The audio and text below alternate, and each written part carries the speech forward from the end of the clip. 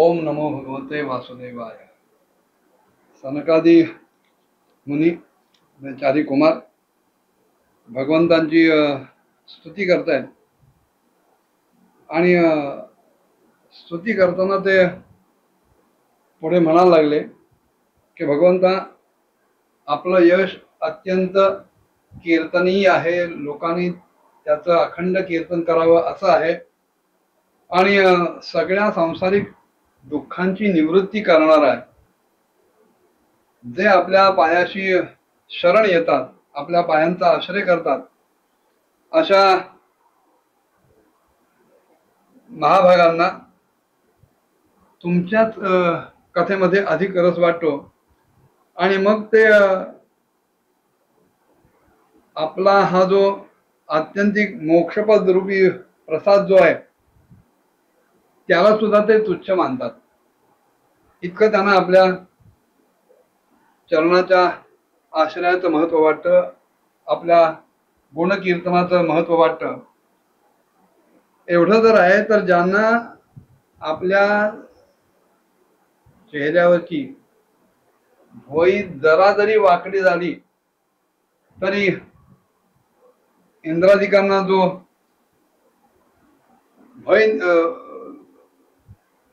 भय वाटतं, अशा प्रकारच्या भोगांमध्ये तरी ते कशाला रमतील।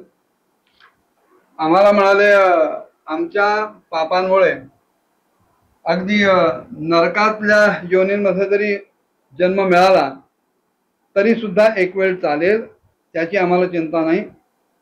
पण त्याही ठिकाणी आमचं चित्त सदैव एखाद्या भुंग्याप्रमाणे आपल्या चरणकमलाशीच रममान व्हावं आणि आमची वाणी सदैव आपल्या चरण संबंधानच एखाद्या तुळशीसारखी सुशोभित व्हावी आणि त्याचबरोबर आमचे कान सुद्धा आपल्या यशाच्या कीर्ती गायनानं, कीर्तिरूपी अमृतानं परिपूर्ण राहावेत।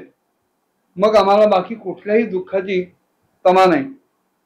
आपण आमच्या समोर जे आपलं दिव्य आणि मनोहर असं रूप प्रकट केलंय ते आम्हाला आमच्या डोळ्यांना अतिशय परमानंद देणारे, परमोच्च सुख देणार आहे। जे अत्यंत विषासक्त आहेत किंवा ज्यांचा आपल्या इंद्रियांवर ताबा नाही, संयम नाही, अशा लोकांना आपलं दर्शन मिळणं अशा प्रकारचं हे अत्यंत दुरापास्त आहे, कठीण आहे, अशक्य आहे। आपण साक्षात भगवंत आहात आणि इतक्या स्पष्टपणे आपण आमच्या डोळ्यांसमोर प्रकट झालात। आमचा तुम्हाला वारंवार आणि अखंड नमस्कार असो, अशी ते स्तुती करतायत।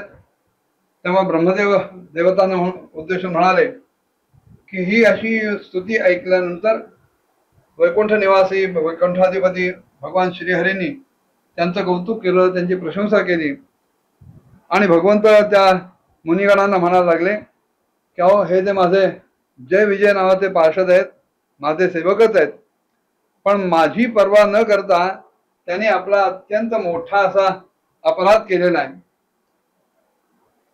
वास्तविक आपण माझे अनुगत भक्त आहात, माझ्या हृदयातच राहणारे आहात, त्यामुळे तुमची अवज्ञा होणं ही माझी अवज्ञा केल्यासारखंच आहे आणि त्यामुळे आपण जो काही त्यांना दंड दिलाय त्याच्याशी मी पूर्ण सहमत आहे, माझी त्याला पूर्णपणे संमती आहे। कारण असं आहे की आपल्यासारखे जे ब्राह्मण आहेत, हे ब्राह्मण माझं परम आराध्य आहे आणि माझ्या अनुचरांकडनं, माझ्या सेवकांकडनं आपल्यासारख्यांचा जो तिरस्कार झालाय, अपमान झालाय, ह्याची पूर्ण जबाबदारी, याचं पूर्ण दायित्व मी माझ्याकडेच घेतो। म्हणजे माझ्या हातूनच आपला अपराध झालाय असा त्याचा अर्थ आहे आणि म्हणून मी आपल्या चौघांकडे प्रसन्नतेची भीक मागतो। आपण माझ्यावर प्रसन्न व्हावं, राग मानू नये। कारण असं आहे की अपराध जरी सेवकांचा असला तरी शेवटी त्याची सगळी जबाबदारी त्या सेवकांच्या स्वामीवर येऊन पडते आणि संसारामध्ये जगामध्ये सगळीकडे हीच वहिवाट आहे, हाच लोकाचार आहे. पण ह्याच्यामुळं स्वामीची कीर्ती मात्र दूषित होते. किती एखाद्या त्वचा रोगामुळं चामडी जशी दूषित व्हावी, विद्रूप व्हावी, तसं त्या धन्याचं, त्या स्वामीचं यश दूषित होतं. आपण माझी निर्मळ अशी कीर्ती गाऊन मला प्रसन्न करून घेतलंय. वास्तविक माझ्या निर्मळ अशा यशाच्या कीर्तीमध्ये डुंबल्यामुळं अगदी चांडाळापर्यंतच्या सगळ्या निकृष्ट योनी सुद्धा, सगळं जग सुद्धा लगेच पवित्र होतं. आणि म्हणूनच मी विकुंठ असं स्वतःला म्हणवतो. विगता कुंठा यस्य सहा स विकुंठा. ज्याच्या ठिकाणी कुठल्याही मर्यादा राहिल्या नाहीत, जो असीम आहे, अमर्याद आहे, अनंत आहे, तो विकुंठ आहे. तेव्हा भगवंताचं गुणसंकीर्तन करून, नामसंकीर्तन करून भगवंतासारखं आपल्याला होता येईल असं त्याचं सामर्थ्य आहे. पण खरं सांगू का म्हणाले, ही जी कीर्ती आहे ना, ही पवित्र कीर्ती केवळ तुमच्यासारख्यांमुळेच मला प्राप्त झाली. त्यामुळे जो कोणी तुमच्या विरुद्ध आचरण करेल, अगदी माझ्या हातानं जरी ते दुराचरण केलं तरी सुद्धा तो हात सुद्धा मी कापून टाकीन, इतका दंड अन्याला सुद्धा मी देऊ शकेन, देईन. कारण आपल्यासारख्या ब्राह्मणांची सेवा करण्यामुळंच माझ्या चरण रजांना एवढं पावित्र्य प्राप्त झालेलं आहे की ज्याच्यामुळं सगळ्यांची सगळी पाप नष्ट करण्याचं सामर्थ्य त्यांना मिळालं. आणि मला सुद्धा तुमच्यामुळे असा सुंदर स्वभाव मिळाला की मी क्वचित केव्हा तरी जरी उदासीन असलो तरी सुद्धा लक्ष्मी एका क्षणासाठी सुद्धा मला सोडत नाही, माझ्यापासून विलग होत नाही, वेगळी होत नाही. ती लक्ष्मी की जिच्या लेशमात्र अशा कृपा कटाक्षासाठी अन्य ब्रह्मादी देवता सुद्धा नाना प्रकारचे नियम पाळतात, नाना प्रकारची व्रत पालन करतात, ती लक्ष्मी सुद्धा माझ्यापासून एक क्षणभर सुद्धा बाजूला जात नाही. याचं कारण तुमच्यासारख्या सत्पुरुषांची कृपा माझ्यावर झालेली आहे.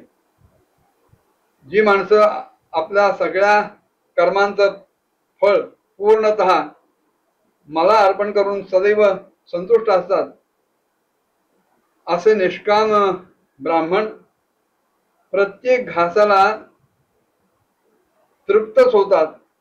आणि जरी ते अनेक प्रकारच्या पक्वान्नांचं भोजन करत असले तरी माझ्याकडनं जशी तृप्ती त्यांना मिळते तशी तृप्ती त्यांना मिळत नाही. किंवा मला सुद्धा यज्ञामध्ये अग्निरूप अशा माझ्या मुखातून यजमानाने जरी आहुती दिल्या तरी त्या घेतल्यामुळं मला ते समाधान मिळत नाही, जेवढं समाधान तुमच्यासारख्या पुण्यात्म्यांमुळे मला मिळतं. योगमायेचं अखंड आणि असीम असं ऐश्वर्य माझ्या ताब्यात आहे, माझ्या अधीन आहे. आणि माझ्या चरणोदक रूपी गंगेला भगवान शंकर चंद्रमाबरोबरच आपल्या मस्तकावर धारण करतात आणि ती गंगा सगळ्या लोकांना पवित्र करते. असा परमपवित्र आणि परमेश्वर होऊन सुद्धा मी ज्यांच्या चरणधुलीला आपल्या मुकुटाप्रमाणे मस्तकावर धारण करतो, अशा त्या ब्राह्मणांचं कर्म कोणाला सहन नाही होणार. ब्राह्मणांच्या कर्माचा कोण आदर करणार नाही. खरं सांगायचं तर ब्राह्मण दूध देणाऱ्या गायी आणि अनाथ प्राणी ही माझी शरीर आहेत, त्यांच्या ठिकाणी मीच वास करतो. पापामुळे विवेकदृष्टी नष्ट झाल्यामुळं जी माणसं ह्यांना माझ्यापासून वेगळं समजतात त्यांना मीच नेमलेले यमराज आणि त्यांचे गिधाडांसारखे अन्य दूत जे सापांसारखेच शीघ्रकोपी आहेत, ते अत्यंत क्रुद्ध होऊन आपल्या चोचीनं त्यांना टोचत असतात. ब्राह्मणानं, तुमच्यासारख्या ब्राह्मणानं जरी तिरस्कारपूर्वक अगदी कटू भाषण जरी केलं तरी सुद्धा त्यातली भावना लक्षात घेऊन अत्यंत प्रसन्न चित्तानं आणि अमृतमय अशा हास्यानं स्मितानं मी त्यांचा आदर करतो. आणि एखाद्या रागावलेल्या पित्याला मुलगा जसा अनुकूल करायचा प्रयत्न करेल तसं मी आपली समजूत घालायचा, आपल्याला प्रसन्न करायचा प्रयत्न करतो. आणि अशा ब्राह्मणांच्या स्वाधीन मी स्वतःला करतो की जे मला खऱ्या अर्थाने शांत करतात. माझ्या या सेवकांनी माझा कुठल्याही प्रकारचा अभिप्राय न जाणता आपला अपमान केलाय आणि त्यामुळे माझ्याकडनं आपल्याला एकच विनंती आहे की आपण माझ्यावर एवढी कृपा करावी की यांचा जो इथला अनुपस्थितीचा काळ आहे तो लवकरात लवकर संपावा आणि आपल्या अपराधाला अनुरूप अशा अधमगतीचा भोग घेऊन लवकरात लवकर त्याने माझ्याकडे परत यावं.